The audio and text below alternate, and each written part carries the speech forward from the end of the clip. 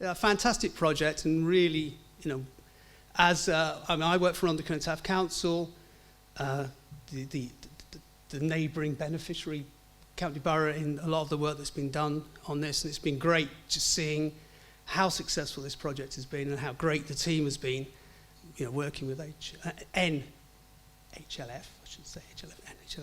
on the delivery of this. So it's great. So I'm just going to give you, as best I can, because this is the only bit they'll trust me with, is a little bit of that kind of where we started from before I then hand over the heavy duty work for these two.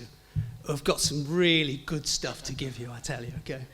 So I know you all know where we're talking about, but I'm going to tell you where we're talking about, which is up there, which is I like to think of as the northeastern corner of Neathport Talbot and the northwestern bit of RCT. So this is the Glamorgan Alps, as we like to think of them. Well, the highest ground in Glamorgan, the genuine Glamorgan uplands. Also, if you want to see things like glacial combes, and you don't fancy having to drive all the way to the Pyrenees south of here, well, if you want to see glacial combes, these are the most southerly sort of glacial combe landscape in the British Isles. A fantastic landscape, huge area. I mean, if you talk landscape scale, that's a landscape scale area, surrounded with all the old mining villages and towns of this part of South Wales. And an area that, I know I've seen, and various people have seen, I think the RAF flew that area in 1948. And in 1948, it was upland landscapes of peat bogs, heath, a lot of grazed grassland. A landscape which then underwent a really dramatic change in the 60s going onwards, when the forestry estates came here and habitats were ploughed and the peat bogs were drained, and there was a major change, a huge landscape change in that area. So I guess the question is, why do this wonderful project here? Why all the attention here? Well, there are some very good reasons for doing it here. I mean, one of them is, I'm sure, and I hate to break this to you all, but we're in a nature emergency. In case you hadn't heard, we're in a nature emergency. People are as old as I am, and they always talk about shifting baselines, don't they? But people as old as I am can remember when things that when I was even 30 were still quite common are no longer heard, things like cuckoos and stuff like that, which suddenly collapse. So you can, everyone knows that there's a nature emergency. In a Welsh-British context, we have an international responsibility for peat bogs, and also we're very important for things like wet heath and other upland habitats. And those are generally habitats that have suffered, and the species associated with them are things that are in decline. So here we've got a huge landscape area which used to have those habitats and those features, and there was the feeling that there was potential to try to restore those and bring back some of that old biodiversity and ecological interest.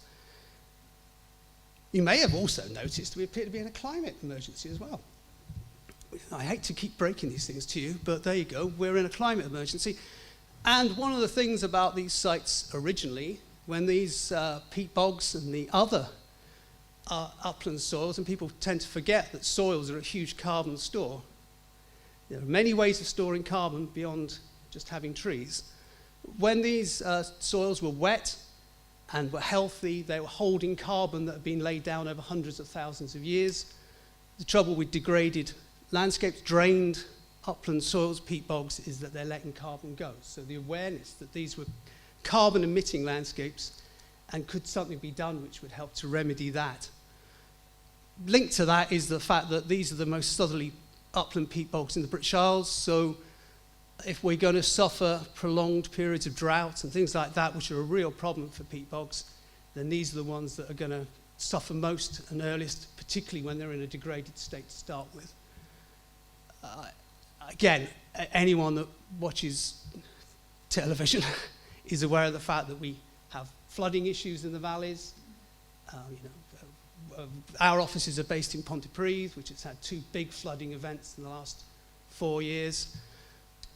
the Glamorgan uplands are incredibly wet places. I mean, the rainfall in those areas is huge amounts of rain fall on those uplands. The topography of the valleys means that water all ends up in the river valleys, and if it's got nowhere to go, it floods people's houses and spoils their lives doing that. So one of the things we were considering is was there something that could be done in this landscape that might help slow that water coming off those mountainsides through kind of NFM, natural flood management approach. Another feature of the South Wales Valleys is that we are one of the epicenters of wildfire in the UK. In my experience, certainly in RCT, and I'm sure it's the same in Newport Talbot, those valleys underwent a process of rewilding before the term existed towards the end of sometime between the end of the 70s through the 80s into the 90s, when the sheep came off in the numbers they used to be. And there's always famous pictures of sheep spending the night sitting on the roads of Treorchy and things like that. Used to come down and live in the roads at night. Well, the hillsides actually went through a renaissance of habitat regeneration. The forestry plantations had never been grazed from the point at which the animals came off the hill. And we have major fire risk issues in the South Wales Valleys. Is there a way of linking habitat management for the benefit of biodiversity in with also trying to control the grass fire risk? And then the other bit at the bottom is really that generally speaking, the South Wales Valleys has in the past been regarded as, hasn't been regarded from a biodiversity point of view. People haven't necessarily come here. Local people knew there was a lot of biodiversity here. But we were lacking evidence, really, of what we could do at a scale for biodiversity. And there was an opportunity through this, working on these landscapes to see, actually, what could be done here and come up with some best practice that might work in a South Walian context. Certainly when it's come to stuff like some of the peat bog restorations, we've realised using best practice that maybe has come from northern Scotland, whereby the peat is much deeper, that actually that some of that best practice didn't necessarily work as well as it could in a South Walian context. You have to build your own best practice. So those were some of the reasons why this wonderful project was needed and why it's been so wonderful. And just because this is actually the lead up to the project and everything that's come with it, how we got here? Well, 25 years ago, I have to say, I don't think anyone was giving any great consideration to these lost, forgotten peat bogs that were sitting under the conifer trees. We had a long lamented, whatever the word would be, lamented thing called GLAMBAG, which was the Glamorgan Biodiversity Advisory Group, which was all the local authorities in Glamorgan and all the agencies used to meet and would talk about biodiversity and what was going on and all the rest of it.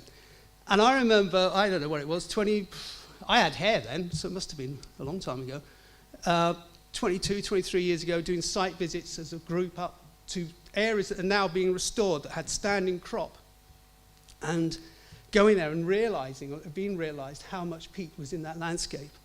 Around that time, TAN 8 came out. So TAN 8 stands for Technical Advice Note 8, a thrilling read. It's a perfectly fine document. But TAN 8 was a document produced by Welsh Government to say where wind farms would be best sited. And it just so happened that the northeastern corner of Newport Talbot and the northwestern corner of RCT came out as TAN 8 as places that could have wind farms. And then we had a series of wind farm applications, the biggest of which was the Pen-y-Cymoedd wind farm scheme. And if I'm wrong on this, then you can correct me afterwards, but I'm sure at the time was the largest inland wind farm in England and Wales. Wales and England, I should say. And may still be the largest inland wind farm in Wales and England. But I throw that fact out there. That's true. Well, there you go. So that application came in, and we had a whole series of other wind farm applications coming at the same time. Because of the work of GLAMBAG, we were in a position at that point to say, oh, hang on, there's peat here that needs to be considered. And as a result, when Pen-y-Cymoedd came in 2009, got its permission in 2012, there was then this requirement for this large-scale habitat management through the planning consent, covering about 1,500 hectares of upland land, half-ish in Neathport Talbot, half in RCT. That HMP was then secured through something called a Section 106 planning agreement with £3 million worth of funding put forward by the wind farm developer, Vattenfall, to deliver that management work. And then, we've spent a lot of time on this over the years collectively, over many years, and beginning to work on that, we began to realise that there was both more peat and more opportunities in the surrounding landscape around the Pennacomoith Wind Farm scheme. And there was also a really emerging, or important, or we felt important, emerging story to be told, or for the local community and for have engagement with the local community about this forgotten, lost landscape, which was now re-emerging out of the trees. And the fact that you've got this area surrounded with people, some of whom weren't that pleased when the wind farms came in. They didn't particularly like the idea of having wind farms put there. But perhaps now there was the opportunity to engage with those communities to both get a lot of information back from them and to explain maybe the benefits that were coming through all this work that was happening. And so as a result of that, there was discussion about whether there were further grant funding projects we could go for. Thankfully, Neathport Talbot Council stepped forward, and which is why we're all here today, and working with, I'm terrible with initials, NLHF, who've been fantastic, came forward with this wonderful project that we're all here to celebrate today. And having got that far, I feel now it's time to pass over to you, Becky, for the interesting detail. I think interesting detail is probably a little bit debatable, but it's definitely something that needs to be discussed a bit more. So, yes. So we applied to the National Lottery Heritage Fund for funding for basically a wider scope of project, including the habitat restoration and management alongside engaging local communities with their landscape and heritage. With communities in the area being some of the most deprived in Neathport Talbot and Rhondda and Taff, providing opportunities for local people to get involved and benefit from the project was a really key focus for us. Taking the Pennacomoith Wind Farm as the central location, we looked at a wider scope of sites and communities across the Upper Avon and Rhondda valleys. National Lottery Heritage Fund granted us funding, happily, yeah. Initially for the development phase of the project in the summer of 2019. This allowed us to develop the project ideas a lot further through surveying some of our sites for to create the current ecological baselines and establish the best approaches to restoration and management. We also did pilot activities in relation to peatland restoration, including trialling methods. We also trialed some training and community-based engagement activities. We also actively engaged with the local communities and stakeholders for their opinions about our project proposals. This was not easy because the pandemic then hit during our development phase. So we had to adapt a lot of our approaches during that time, particularly in relation to community engagement and pilots for training, for example. Basically, we had to go and do a lot of these things online. Despite the difficulties encountered, a lot of our activities were really well received, and we generated a lot of support and momentum for the project during this time. With a huge amount of input from all of our partners and support from particularly Christina, our investment manager, and James, our mentor, we worked up the detail of what the delivery of the project would look like and submitted a bid for delivery phase funding in November 2020. Including the match funding from all of the partners, particularly Pennacomoith Wind Farm, this resulted in a project value for the delivery phase of around 2.8 million, with over 1.5 million from the National Lottery Heritage Fund. Delivery then started in 2021. So, just a quick look at some of our sites. So the key sites, because you'll be hearing a lot about some of the activities and the works done on these sites for the rest of the day. So just a quick summary of the sites. So as Richard said, we're at the top of Newport Talbot and Rhondda and Taff. So top of the Avon and the Rhondda valleys. You can see Treherbert on the east of this map. So the purple area is the area for the habitat management plan for Pennacomoith Wind Farm. The blue dashed line is the Lost Peatlands project boundary, and the yellow and pink are the additional areas of habitat management and peatland restoration included in the project. These are split across the 2 counties. There are 3 upland habitat restoration areas which have a peatland restoration focus, and 6 community sites which all have different habitat types and biodiversity of importance. And the community sites are not only important for the biodiversity, but are also used for delivery of community activities and as gateways to the wider landscape. So, the key partners for the project were obviously Newport Talbot Council, as we were the lead, Natural Resources Wales, Rhondda and Taff Council, Coed and Swansea University, all bringing something different to the project, and you'll hear more from most of those partners as we go through the day. However, these partners were not the only groups that we worked with. We also have a lot of stakeholders, and as the project has progressed, there has been more and more people interested in getting involved. We've only put a few examples up on the slide. There are many, many more. In particular, local groups has helped us ensure that local communities have had a voice in the project. So, following that development phase, which was about 18 months, the main delivery of the project, as I said, began in 2021, and here we are today celebrating the end of that delivery phase, the successes and the lessons learnt. The project has had a really wide-ranging aims from habitat management, access improvements, volunteering, learning opportunities, interpretation, including of the heritage of the sites, monitoring, research. I won't go through everything now, but suffice to say the project was designed to build on the original focus of the Pennacomoith Habitat Management Plan, peatland restoration, and maximise as many outcomes as we could for people and nature, taking that initial seed of an idea and just going a lot bigger with a lot more different outcomes.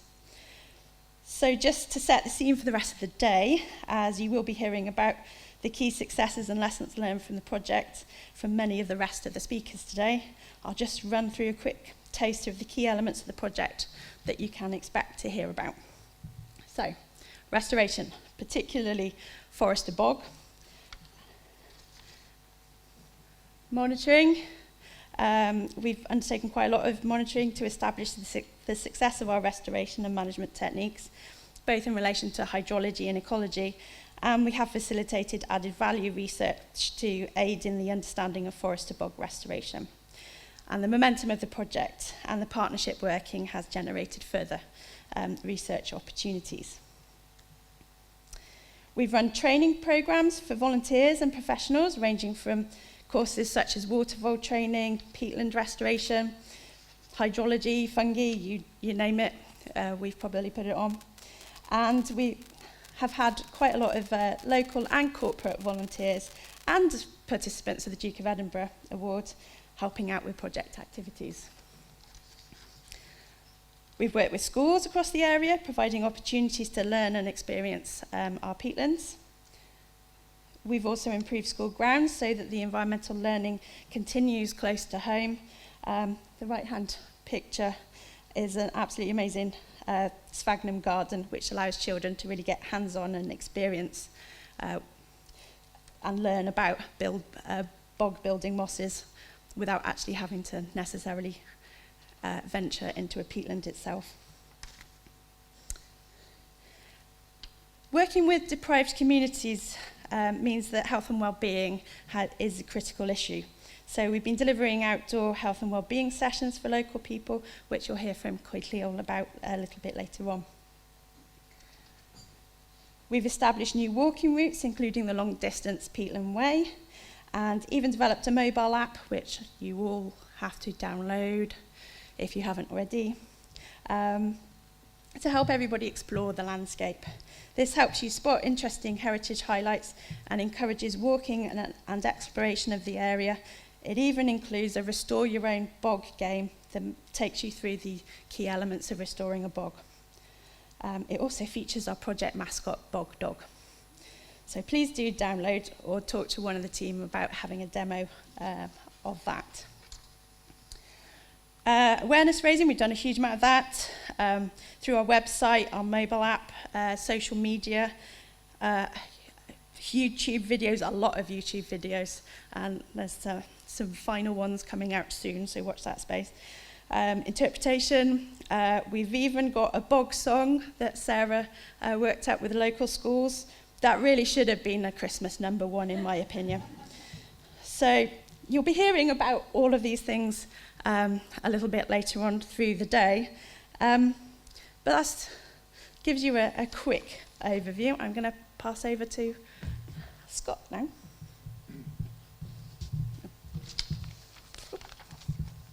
Thank you, Becky. Right. So yeah, I'm Scott Hand. I'm a team leader with NRW. I can't imagine why Becky's asked the NRW rep to talk to you about challenges for a second. But yeah, obviously, it's not plain sailing with any project or collaboration. And there have been a number of challenges along the way. We've learnt a lot, and I think the project team and the partners have had a few head-scratching moments, which I'm sure some of which you'll hear about later. But I first want to give credit to the project team and the partners and my colleagues in NRW for their willingness and flexibility to find solutions to some of these issues that we faced along the way. So, and a big thank you to James and Christina, our lottery colleagues who've been really invaluable in helping the team adapt, budgets and everything that's changed as you go along, because best laid plans are never, they never quite work out as you think. So, obviously we're doing a lot of this work on the Welsh Government Woodland Estate, which is, it's a busy place. It's a busy commercial enterprise, and there's a lot of work going there. At any one time, there's a lot of work going on across the estate. It's significant. Heavy machines, big, sharp cutting machines. Do stop me if I'm getting a bit technical. But communication and coordination has been really essential to avoid any conflicts or increased risk. And many of the contracts and work has been reliant on private sector as well, which is subject to external forces, which we have very little control. So it's really, really important that we've worked closely there. Another thing, that I think we've had to think about, and I think a lot of peatland restoration over the next sort of, decade and many decades, hopefully, is going to have to think about is that lack of contractor capacity, because a lot of this is very specialised work. It's different from a lot of the tasks they usually do. The machinery can be specialised, and we're often in a limited window for doing works. So demand for contractors is really high, and thankfully there is a very good local contractor who's really thrown themselves into getting the extra machinery, doing the training and getting staff, so that's been great. Ecological constraints, that pesky wildlife. You can see it there. Water voles, relatively recent discovery across this landscape. Obviously gives you a few headaches, really, if you want to go in with big machines and what have you. So just something to think about, plan ahead. We find them everywhere, really. I think that's fair to say, isn't it, Gareth and Mike? They are really widespread across there. Thankfully, I think what we're doing, it will ultimately result in a much better landscape for water voles. So I think, and the evidence of that is really starting to come through now with some of the monitoring, which I'm sure somebody will talk about later. Weather. Richard touched on it. It's pretty brutal in some of these upland landscapes, and we've witnessed a number of extreme events during the project, from Dennis, Bert and Dara, the big ones really. Dennis, we'll all remember that. Richard mentioned earlier the flooding, big issues now really, and hopefully some of the stuff we're doing here is going to help put some resilience in that landscape against those. But we've had issues, I think most recently was it Storm Bert, or I think it was Storm Bert, wasn't it? So some of the work, and I'm sure again you'll be talked about this later, but we've had some of our peat, some of the dams wash out from extreme rainfall and surface water flows. You know, it's not to be trifled with. It's been freezing. It's been hideous. We've trees down from storms. You know, it's been tricky. There was a financial crisis. I think we call it the cost of living crisis, and well, I hadn't realised, but looking back at it now, you know, so from September 22 to March 23, the UK experienced 7 months of double-digit inflation, you know, which had a really unexpected impact on budgets, etc. You know, so there's all these things you just can't plan for, but you have to roll with it, and you have to work as partners to find the solutions. And then we had a pandemic. Hopefully we don't get another one of those in the near future, but you know, that obviously was problems. That was a time when I remember ringing around trying to find out what the policy was on allowing people to travel together in cars, and whether they could get on and do survey work on the Welsh Government Woodland Estate. What were the current policies? You know, all that stuff really. So, which leads you on to this coordination and problem solving. There's been a number of occasions where works or contracts have had to be amended at short notice to overcome last minute problems. We had problems getting trees off Cregan due to kind of external forces and contractors going bust, walking away from contracts and all that sort of stuff. So again, I'd just like to take this opportunity to thank colleagues in Forest Ops and the land management teams for working really hard to get those contracts sorted and adjust timetables to accommodate the restoration work. So that's real lessons learned. Partnerships, huge benefits in pooling resources and expertise together. We've been able to deliver, you know, a project covering so many issues that not one single organisation would have been able to do on their own, really. And, you know, there are a number of difficulties associated with partnerships. I mean, the internal governance alone, internally in NRW, can be mind-boggling, frustrating and difficult. But as I stand here doing this, it all seems worth it. Okay, it was, you know, it was worth it. We've got to work together. There's I think, with the sort of issues with finances in the public sector at the moment, and we're all going through, you know, NRW is going through Case for Change. We're losing jobs. It's difficult. You know, I think there's a risk that organisations will wish to withdraw to their very statutory core duties and what have you. And I think we need to protect against that risk, because we've got to get out and work with people, because, you know, like I say, we couldn't have delivered the entirety of this project on our own. I don't think any one organisation could. So if we work together, it's much stronger. There's more funds, more staff, and we can deliver more.